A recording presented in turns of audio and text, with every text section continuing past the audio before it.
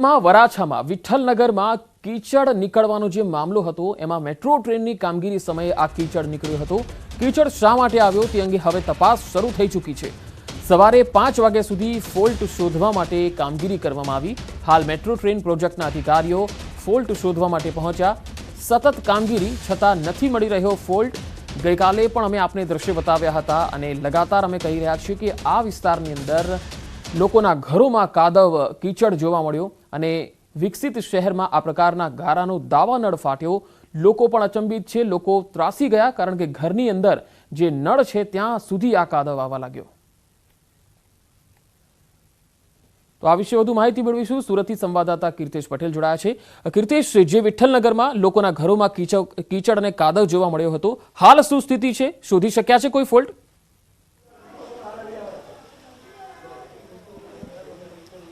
બિલકુલ પંકજ, સુરતનો વરાછા વિસ્તાર અને તે બી વિકસિત શહેરોનું સુરત એવામાં ગઈકાલે જે પ્રકારે કાદવની સુનામી આવી હતી તેને લઈને લોકો સ્તબ્ધ થઈ ગયા હતા। આ એ જ ઘર છે કે જ્યાંથી કાદવનું સુનામી બહાર નીકળી સોસાયટીના રસ્તાઓ પર દોડતી થઈ હતી। જે પ્રકારની ઘટના હતી મહાનગરપાલિકાને જાણ કરવામાં આવી હતી, મેટ્રો કોર્પોરેશનને જાણ કરવામાં આવ્યા બાદ કહી શકાય છે કે અહીંયા કાદવ નીકળવાનું બંધ થઈ ગયું છે। અંદરની જગ્યા એવી જો જોખમી છે, જઈ શકાય એવી નથી। પણ હું કદાચ બહારથી તમને દ્રશ્ય બતાવવાનો પ્રયાસ કરીશ કે કયા પ્રકારનું એ છે। દ્રશ્ય જોઈ શકાય છે કે જે પ્રકારે નુકસાન થયું છે તેને લઈને કહી શકાય છે સિક્યુરિટી મૂકી દેવામાં આવી છે।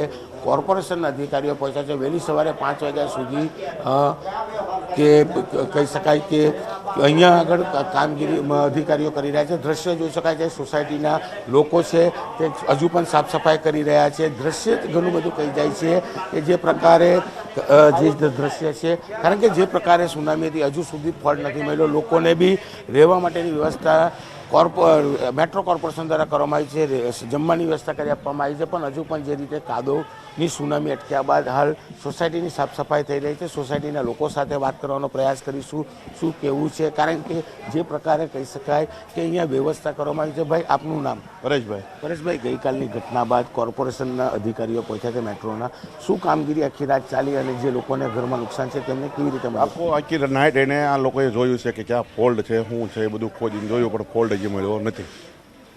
બિલકુલ, જે પ્રકારની નુકસાની કામગીરી હતી તેને લઈને ચોક્કસ સર્વેની કામગીરી કરવામાં આવી છે। કેમેરામેનને કહીશ કે એ મકાનના દ્રશ્યો બતાવવાનો પ્રયાસ કરશે કે જ્યાં આગળ બેરિકેડિંગ કરવામાં આવ્યું છે અને સિક્યુરિટી મૂકી દેવામાં આવી કે જોખમી મકાન હોવાથી અંદર કોઈ જઈ શકે નહીં। અન્ય લોકો છે, આપણે તેમની સાથે વાત કરીશું। ભાઈ, આપનું નામ? મહેશભાઈ મેંદપરા। મહેશભાઈ, શું કહેશો? જે પ્રકારની ઘટના હતી કાલે એક ડરનો માહોલ હતો, ત્યારબાદ મેટ્રો કોર્પોરેશનના કર્મચારીઓ પહોંચ્યા છે અને કહી શકાય કે અહીંયા કયા રીતે મદદ કરી? મદદમાં તો શું એ લોકો મદદ કરી કે સાફ સફાઈમાં થોડી ઘણી મદદ કરેલી હતી, બાકી તો કોઈ ટેકનિકલ ઇસ્યુ એ લોકોને હજી પણ મળ્યો જ નહીં। સવારમાં 5 વાગ્યા સુધી કામગીરી અંદર ખોદવાની ચાલુ હતી, એ લોકો અંદર અમારા મકાનમાં નથી જવા દેતા। જે પ્રકારે કહી શકાય છે કે નુકસાન છે, જે લોકોના ઘરોમાં નુકસાન છે તે લોકો અત્યારે ક્યાં છે?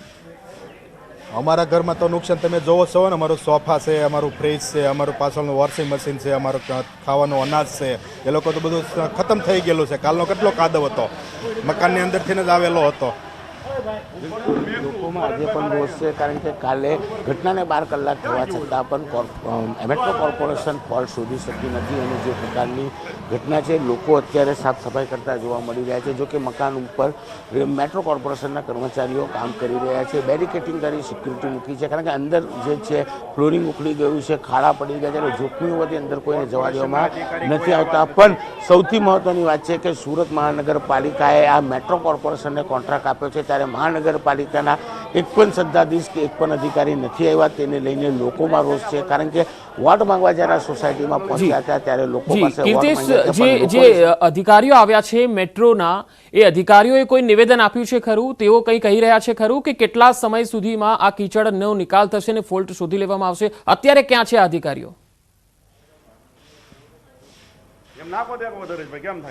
બિલકુલ, હું કેમેરામેનને કહીશ કે ફરી એક વખત મકાનના દ્રશ્યો બતાવશે। અધિકારીઓ અહીંયા ઊભા છે પણ મુખ્ય અધિકારીઓ નથી, એટલે કે જે અધિકારીઓ છે તે આ મામલે કશું જ બોલવા તૈયાર નથી, કારણ કે ટેકનિકલ ટીમના કર્મચારીઓ છે પણ જે રીતે મકાનને બેરિકેડિંગ કરી દેવામાં આવ્યું છે, અંદર કોઈને જવા દેવામાં નથી। મકાનમાં રહેતા લોકો માટે ચોક્કસ એક વ્યવસ્થા ગઈકાલે કરી હતી, પછી આજથી શું, કારણ કે જે મકાનની અંદર જે પ્રકારે કાદવની સુનામી આવી હતી, તમામ માલ સામાન, તમામ વસ્તુઓ, ખાવા પીવાનું અનાજ, તમામ વસ્તુ બગડી ગઈ છે. હા, ચોક્કસ કાલે આ મામલે હંગામો થતાં તેમના અધિકારીઓ પહોંચાતા સાફ સફાઈ શરૂ કરવામાં મદદ કરી હતી, પણ આજે હતી તેની પરિસ્થિતિ સોસાયટીની મહિલાઓ જ સફાઈ કરતી દેખાય છે. દ્રશ્ય ઘણું બધું કહી જાય છે કે ગઈકાલ બાદ પણ આજે સફાઈ કરી રહ્યા છે. જોકે લોકો ટેક્સ ભરે છે સાફ સફાઈ માટે, ત્યારે મહાનગરપાલિકાની આ તો મેટ્રો કોર્પોરેશનના અધિકારીઓની વાત છે, ત્યારે કહી શકાય કે મેટ્રો કોર્પોરેશન દ્વારા સર્વેની ફરી એક વખત કામગીરી શરૂ કરવામાં આવી છે. પણ સૌથી મહત્ત્વની વાત છે કે આ લોકો ટેક્સ ભરે છે, લોકોના ટેક્સને લઈને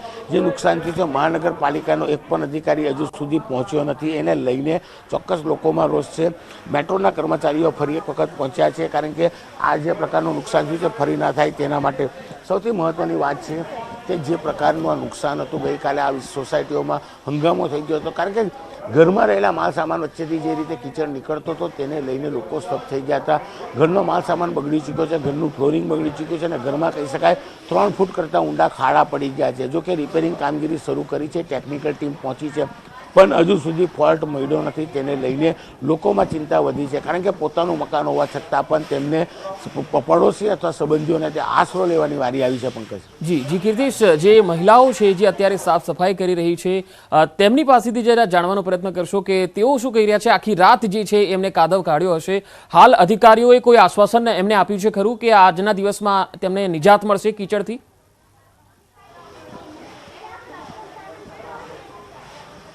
બિલકુલ પંકજ, મહિલાઓ સાથે અમે સૌપ્રથમ પહોંચીને વાત કરવાનો પ્રયાસ કર્યો, પણ મહિલાઓ આ મામલે બોલવા તૈયાર નથી. તેઓ અત્યારે પોતાના ઘરની સામે જે કાદવ કીચડ છે તે સાફ કરવાના કામમાં લાગી છે, કારણ કે થોડોક સમય પછી બાળકો સ્કૂલે જવાનો, ઘરની રસોઈ બનાવવાનો સમય થઈ જતો હોવાથી તેઓ અત્યારે વાત કરવાનું ટાળી રહ્યા છે, કારણ કે સૌપ્રથમ પ્રાયોરિટી એમની કામની છે. કારણ કે ગઈકાલે આખો દિવસ જે પ્રકારની પરિસ્થિતિ રહી, આખી રાત મેટ્રો કોર્પોરેશનના અધિકારીઓ દ્વારા સર્વે કરવામાં આવ્યો હતો, જેને લઈને કોઈ જ કામ થયું નહોતું. પણ સવાર થતાની સાથે સોસાયટીની તમામ મહિલાઓ એકત્ર થઈ. હું કેમેરામેનને કહીશ કે તેની પાછળના દ્રશ્યો બતાવશે કે મહિલાઓ દ્વારા સાફ સફાઈ કરવામાં આવતી છે. ચોક્કસ લોકોનો રોષ છે કે કોર્પોરેશનમાં વર્ષે દાડે કરોડો રૂપિયાનો ટેક્સ ભરતા હોય છે, ત્યારે ભલે મેટ્રો કોર્પોરેશનની ભૂલ છે, પણ કદાચ આ પરિસ્થિતિમાં સાફ સફાઈ કરવાની જવાબદારી મહાનગરપાલિકાની છે. પણ મહાનગરપાલિકાનો એક પણ અધિકારી ગઈકાલથી લઈ આજ સુધી અહીંયા જોવા સુદ્ધા આવ્યા નથી, ત્યારે સોસાયટીની તમામ મહિલાઓ જાતે એકત્ર થઈ છે અને